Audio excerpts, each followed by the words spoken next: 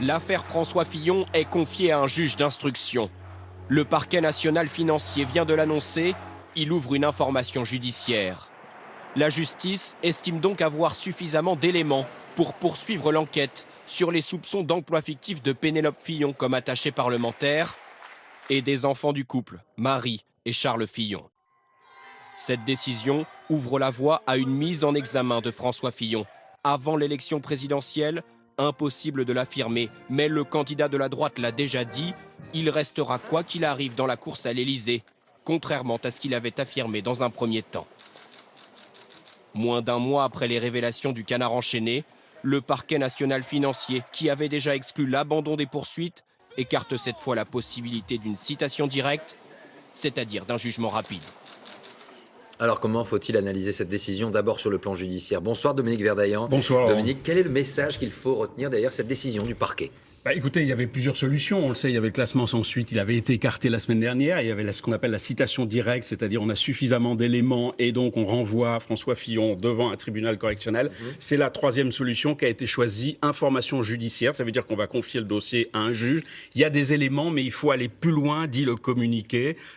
Compte tenu de l'ancienneté des faits, il faut continuer l'instruction. Cette information, elle est ouverte pour détournement de fonds publics, abus de biens sociaux, complicité, recel, ainsi que trafic d'influence et manquement aux obligations et déclarations à la haute autorité sur la transparence de la vie publique.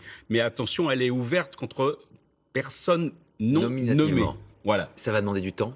Oui, ça va demander du temps, parce que c'est une information judiciaire. Donc, vous savez, une information judiciaire, c'est 4-5 ans. Et la question qui se pose là, c'est de savoir si un juge qui va être nommé dès la semaine prochaine aura le temps et prendra la décision de convoquer François Fillon, son épouse, pour une éventuelle mise en examen ou pour placer cette personne sous le statut de témoin assisté. Encore une fois, on est devant un calendrier politique qui, évidemment, perturbe le calendrier judiciaire. Alors, vous restez avec nous. Comment réagit-on du côté du candidat à la présidentielle, François Fillon? C'est un complot. Alors, c'est déjà clair pour tout le monde.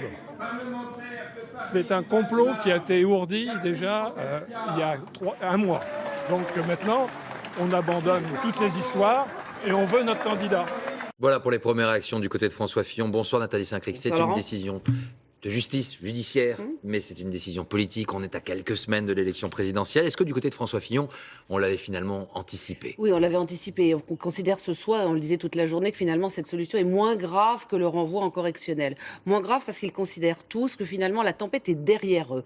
Les avocats vont probablement dire qu'ils sont peu contents que ça tombe en plein meeting, mais sur le fond, ils vont dire on va avoir accès au dossier et puis finalement ça va s'enliser, ça va prendre du temps.